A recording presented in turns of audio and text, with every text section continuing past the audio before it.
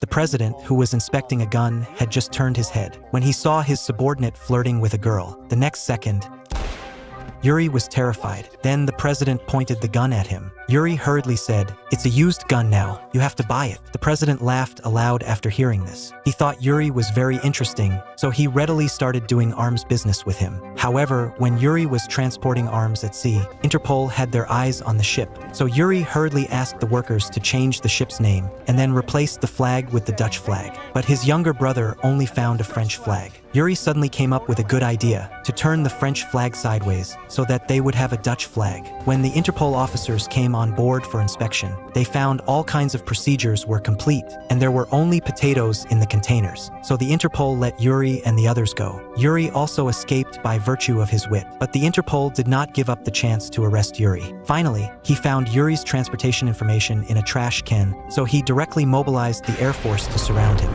However, the man did not respond to the warning, so the fighter jets started shooting wildly.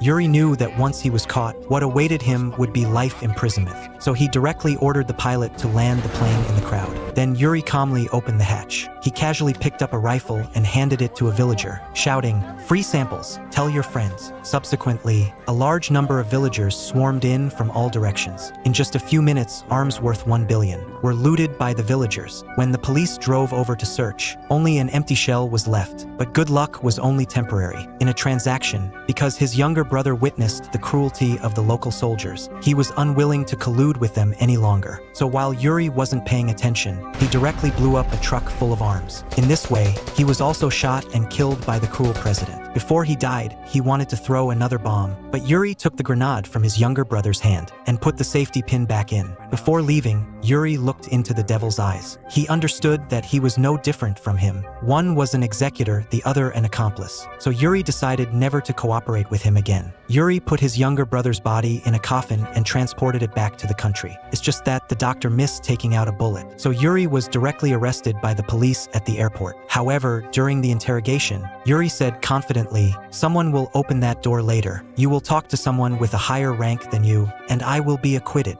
The Interpol did not believe Yuri's words, but the next second, there was a knock on the door.